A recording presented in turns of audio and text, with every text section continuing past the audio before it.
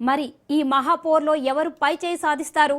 Team India ప్రపంచ కప్ను అందుకుంటుందా లేక New Zealand మరోసారి సవాల్గా మారుతుందా? ఇదే ఇప్పుడు అభిమానులందరికీ ఆసక్తిగా మారింది. ఇక ఇదే అంశంపై మరింత విశ్లేషణ అందించడానికి స్పోర్ట్స్ అనలిస్ట్ సత్యబాబు గారు మనతో పాటు ఉన్నారు. సత్యబాబు గారు నమస్తే అండి.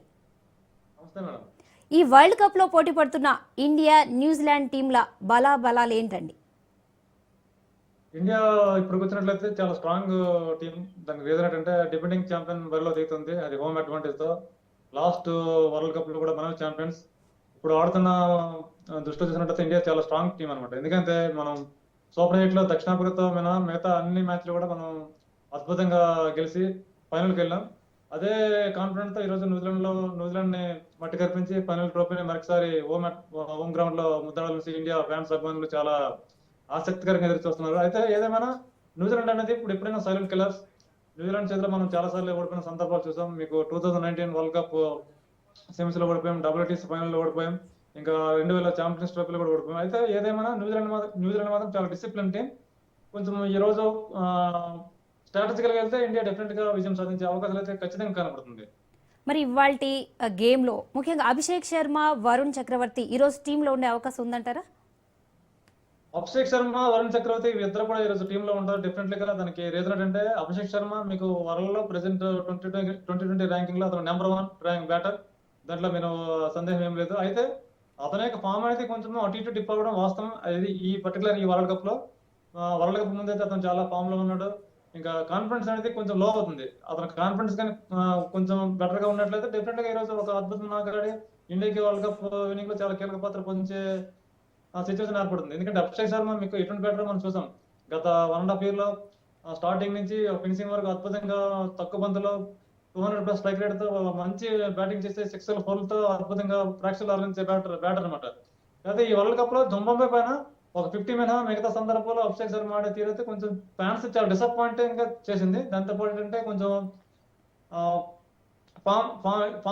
Class is permanent, form is temporary అన్నట్టు ఇప్పటికప్పుడు రైట్ టైంలో ఫైనల్ ఆడే సందర్భం ఖచ్చితంగా డిఫరెంట్ గా ఉంటుంది. మీకు ఇటీవల కాలంలో కూడా చాలా మంది players Mahendra Singh Dhoni 2011 world cup లో కూడా అప్పటి వరకు ఆడిన ధోని లాస్ట్ ఫైనల్ లో అద్భుతమైన విన్నింగ్ నాకు చూస్తాం.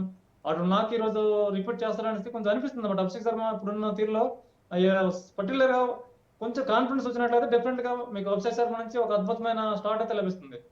ఈ టాస్ ప్రభావం ఎలా ఉండబోతుంది అంటారు? టాస్ గెలిస్తే ఏది తీసుకుంటే బాగుంటుంది అంటారు? టాస్ అనేది కొంచెం కీ రోల్ అనేది ఎంతో కొంత ఖచ్చితంగా కనబడుతుంది. ఎందుకంటే టాస్ గెలిచిన జట్టు మేబీ నా అంతర ప్రకారం టాస్ గెలిచిన జట్టు ఫస్ట్ బ్యాటింగ్ చేసి ఒక మంచి స్కోర్ ఉంచినట్లయితే డెఫినెట్ గా బాగుంటుంది. ఎందుకంటే ఫైనల్ మ్యాచ్ అనేది ఇప్పుడు హై ప్రెజర్ గేమ్ అనమాట. హై ప్రెజర్ లో ఎప్పుడైనా మనం ఒక బోర్డు పైన ఆపోజిట్ టీం పైన ఒక మంచి స్కోర్ ఉంచి ప్లేయర్స్ ని ఎప్పుడైనా కొంచెం ఒత్తిడికి గురి చేసినట్లయితే డెఫినెట్ గా మనకి అడ్వాంటేజ్ ఉంటుంది. అయితే మేబీ నా అంతర ప్రకారం ఈరోజు న్యూజిలాండ్ అయితే ఇప్పటివరకు అయితే వాళ్ళకి బలం ఏంటంటే న్యూజిలాండ్ సెకండ్ బ్యాటింగ్ చేసి చాలా సార్లు విజయం సాధించారు. అయితే ఇండియా మాత్రం ఫస్ట్ బ్యాటింగ్ చేసి చాలా విజయం సాధించింది. డిఫరెన్స్ అనేది ఎక్కడొక్కడ కొంచెం ఎంతో కొంత ఉంటుంది. అయినా ఇప్పుడు కూడా ఈరోజు టాస్ గెలిచి ఇండియా మొదటి బ్యాటింగ్ చేసి ఒక 190+ స్కోర్ చేసినట్టు డిఫరెంట్ గా ఇండియా విజయం సాధించే అవకాశాలు ఖచ్చితంగా కనబడుతుంది. ఇక స్టేడియం విషయానికి వస్తే నరేంద్ర మోడీ స్టేడియం ఈసారి అయినా ఇండియా కలిసి వస్తుందంటారా?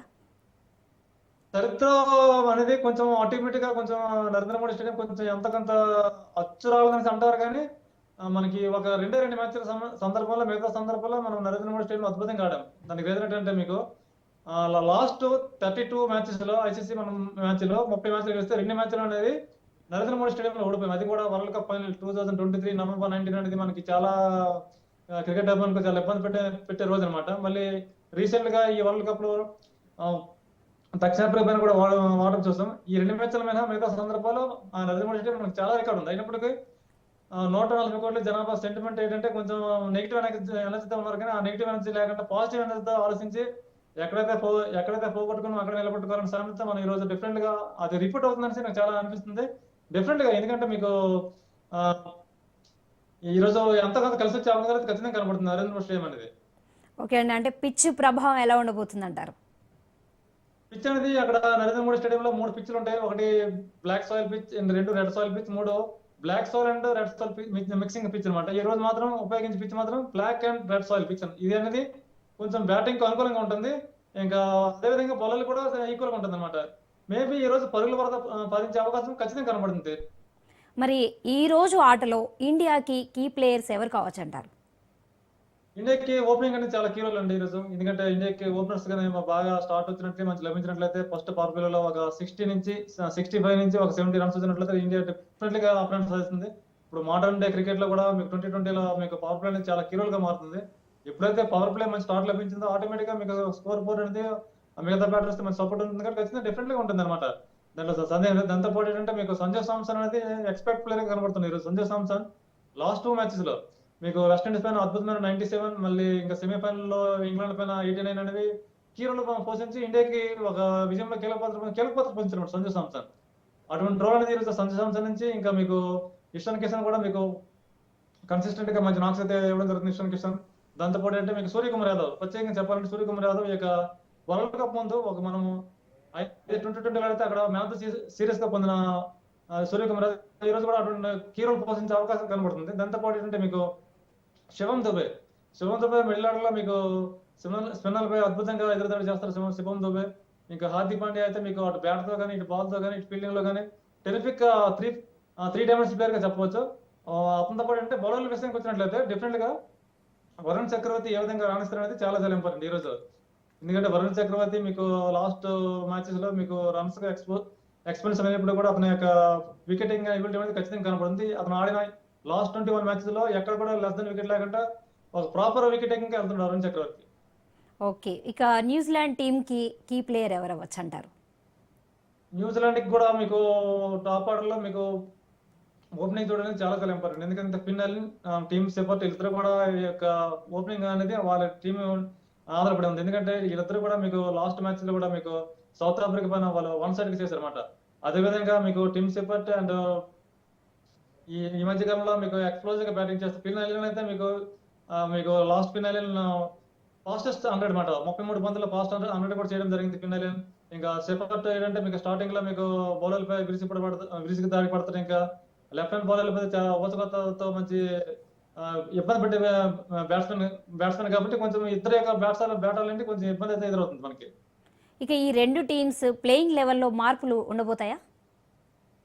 ఇండియా నుంచి అయితే ప్లేయింగ్ లెవెల్ నుంచి మార్పులు అయితే ఏముండవు. ఎందుకంటే లాస్ట్ మ్యాచ్ మనం ఏమైతే ఆడామో అటువంటి టీమ్ తో వెళ్తుంది. ఒకవేళ న్యూజిలాండ్ ఒకవేళ ప్లేయింగ్ లెవెల్ లో మార్పు చేస్తే మీకు జమీన్ ఇస్లాం స్థానంలో ఏదో ఒక బౌలర్ ని డెరెన్ డఫీ కానీ మీకు డెరెన్ డఫీని తీసుకొచ్చే అవకాశాలు కనబడుతుంది ఒకవేళ. ఎందుకంటే మీకు అక్కడ నరేంద్ర మోడీ స్టేడియం మీకు ఫస్ట్ బౌన్స్ కి కొంచెం ఫాస్ట్ బాల్ కి అనుకూలిస్తుంది కాబట్టి ఎంతో కొంత ఒకరు చేంజ్ చేస్తే ఆ విధంగా చేంజ్ చేయొచ్చు. లేకపోతే కేఎల్ జేమిసన్ తీసుకొచ్చే అవకాశం కూడా కనబడుతుంది. ఎందుకంటే కేఎల్ జేమిసన్ మనకి ఇండియా పైన చాలా ట్రబుల్ పెట్టాడు చాలా సందర్భాల్లో. మీకు హైట్ ఉంటాడు కాబట్టి మీకు రిలీజ్ అనేది చాలా కష్టంగా ఉంటుంది. మీకు బ్యాట్స్మెన్ ఆడే విధంగా చాలా కష్టంగా ఉంటుంది కాబట్టి ఒకవేళ చేంజ్ చేస్తే అది చేంజ్ చేసే అవకాశం కనబడుతుంది అక్కడ. ఇండియాస్ స్పైన్ బౌలింగ్ వీక్నెస్ అనేది ఈ ఫైనల్లో అధిగమించవచ్చు అంటారా? ఇండియా స్పిన్ బౌలింగ్ అనేది కొంచెం ఈ మధ్య కాలంలో ఇండియా స్పిన్ ఆడడంలో కొంచెం అలా ఇబ్బంది పడుతుంది, విఫలమవుతున్నారు. దానికి రీజన్ ఏంటంటే మీకు లాస్ట్ మ్యాచ్ లో కూడా మనం చూసాం. మీకు ఈ యొక్క వరల్డ్ కప్ లో కూడా చాలా ఇబ్బంది పడ్డాం.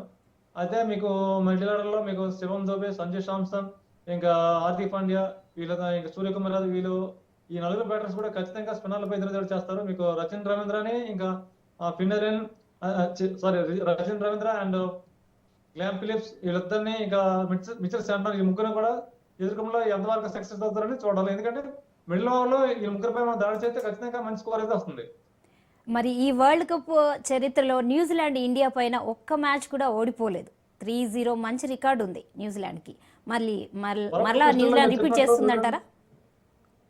వరల్డ్ కప్ లిస్ట్ లో మీరు చెప్పినట్లు ఒక్కసారి కూడా మనం వాళ్ళపైకి వెళ్ళలేదు. ఎందుకంటే 2007 ఇనాగ్రల్ వరల్డ్ కప్ లో మనం వరల్డ్ కప్ అయితే గెలిచాం కానీ వాళ్ళ మీద లీగ్ మ్యాచ్ ఓడిపోయాం. అదేవిధంగా 2016 లో కూడా మనం ఒక మ్యాచ్ కూడా వెళ్ళలేదు.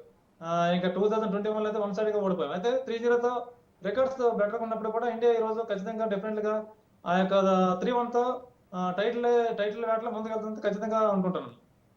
ఈ గేమ్లో ఇండియా గేమ్ ప్లాన్ ఎలా ఉండబోతుంది, న్యూజిలాండ్ గేమ్ ప్లాన్ ఎలా ఉండబోతుంది అంటారు? ఇండియా గేమ్ ప్లాన్ అయితే మీకు పవర్ ప్లే లో ఖచ్చితంగా ఫిన్నెల్ని ఇంకా సెపర్ట్ ని పవర్ ప్లే అవుట్ చేయడంలో కీలక పాత్ర పోషించాలి ఇండియా. ఎందుకంటే పవర్ ప్లే లో కనీసం ఒక 2 వికెట్స్ తీసినట్లయితే ఇండియా ఖచ్చితంగా అప్రెంట్ సాధిస్తుంది.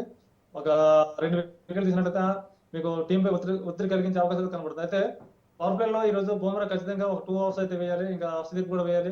ఇంకా హార్దిక్ పాండ్యా కూడా తన రోల్ నిర్వర్తించాలి. అయితే నాకు అనిపించిన సిచ్యువేషన్ ఏంటంటే ఈ రోజు అక్షర్ పటేల్ పవర్ ప్లేలో బౌలింగ్ వచ్చి ఇంకా ఫినాలిని కట్టడి చేస్తారని చాలా నమ్మకం అవుతుంది. ఫస్ట్ బ్యాటింగ్ స్కోర్ ఎంత చేస్తే విన్నింగ్ ఛాన్స్ ఉంటుంది?